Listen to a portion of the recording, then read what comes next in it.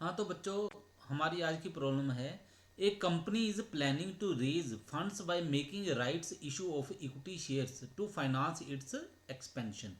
तो इसमें क्या है, एक कंपनी क्या कहती है, वो चाहती है कि वो अपने फंड्स जो है उनको बढ़ाए, उनको रेज करे। तो इसके लिए वो मेथड अपना रही है, वो है right issue of equity shares. ठीक है। तो ये right issue of equity share होता गया, पहले आपको इसके बारे में जान लेना चाहिए। तो भारतीय कंपनी अधिनियम 2013 की धारा 62 के अनुसार यदि कोई कंपनी अपनी अंश पूंजी में वृद्धि करने के लिए नए अंश निर्गमित करना चाहती है तो उसे सर्वप्रथम अपने वर्तमान अंशधारियों को ही इन अंशों को लेने के लिए निमंत्रण देना होगा। इन अतिरिक्त अंशों को अधिकार अंश कहते हैं क्योंकि पुराने अंशधारियों को इन अंशों को खरीदने अथवा अस्वीकार करने अथवा अपने अधिकारों को बेचने का कानूनी अधिकार है। तो आपको समझ आ गई होगी कि ये अधिकार अंश, ठीक है, ये होते क्या है।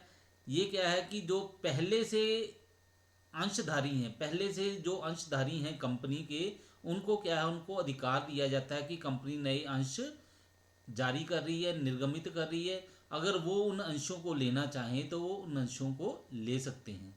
ठीक है। और इसको अधिकार अंश इसलिए कहा जाता है क्योंकि उनके पास ये अधिकार होता है, अंशधारियों के पास, कि वो उसे स्वीकार करें या फिर ना स्वीकार करें। ठीक है। तो इसके लिए कुछ शर्तें भी हैं। शर्तें क्या हैं? अतिरिक्त नए अंश वर्तमान अंशधारियों को उनके पास पहले से मौजूद अंशों के अनुपात में प्रस्तावित किए जाने चाहिए। तो ये शर्त है। तो ये जो शर्त है, अभी आप आगे न्यूमेरिकल जब सोल्व करोगे इसको तो इसके बारे में आप समझ जाओगे। फिर क्या है, वर्तमान अंशधारियों को एक लिखित सूचना द्वारा अंश खरीदने का प्रस्ताव भेजा जाना चाहिए। स्वीकृति देने की अवधि न्यूनतम 15 दिन तथा अधिकतम 30 दिन की होनी चाहिए।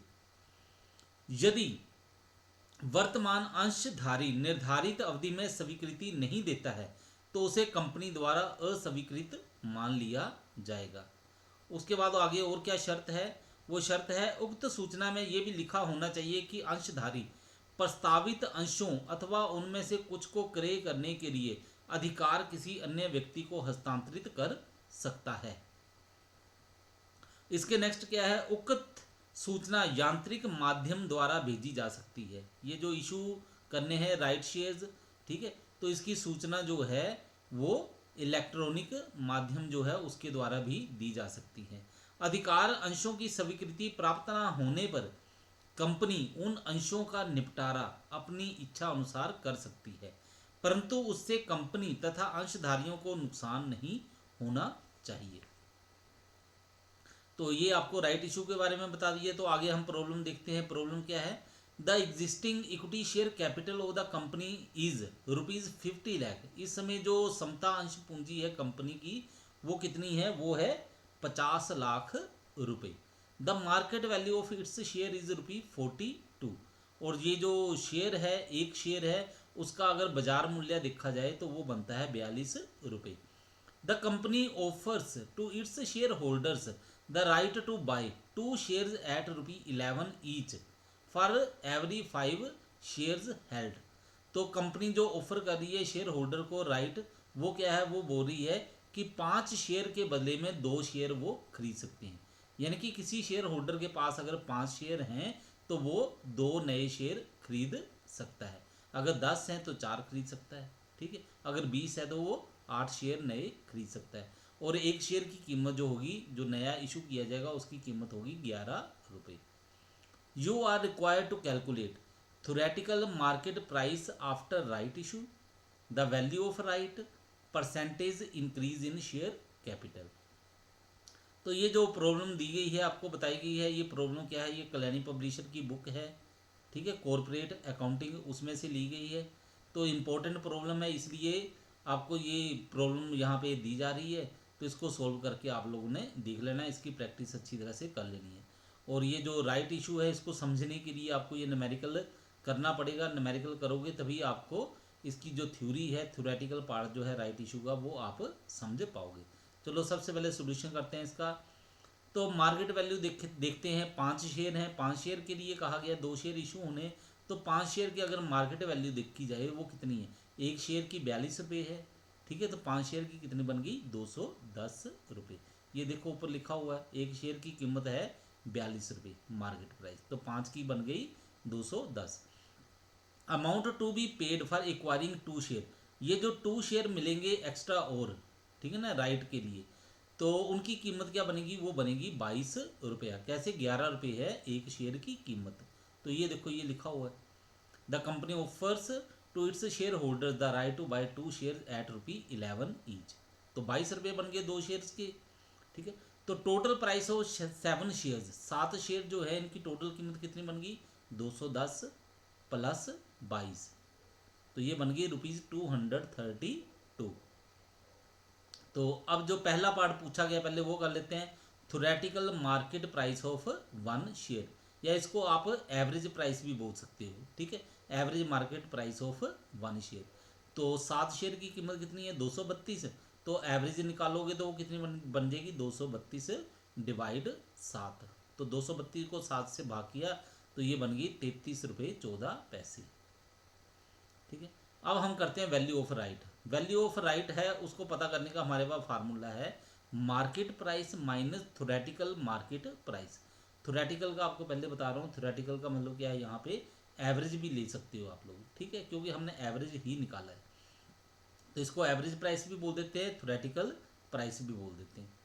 तो मार्केट प्राइस आपने ऊपर देखी थी क्वेश्चन में 42 रुपये है, और थ्योरेटिकल वैल्यू ये जो अभी आपने निकाली है 33 रुपये 14 पैसे। तो इसको माइनस करके देखो तो वैल्यू ऑफ राइट बन गई 8.86 रुपीज़ 8.86। आप इस मेथड से भी कर सकते हो, दूसरा आपके पास एक फार्मूला है, आप इस फार्मूले का उपयोग करके भी ये वैल्यू ऑफ राइट जो है उसको पता कर सकते हो। फार्मूला क्या है आपके पास, market price minus subscription price upon number of old shares to purchase 1 right share plus 1। तो मार्केट प्राइस कितनी है 42, माइनस सब्सक्रिप्शन प्राइस कितनी है, जो नया इशू किया जा रहा है शेयर वो कितने में दिया जा रहा है, वो 11 रुपये में दिया जा रहा है।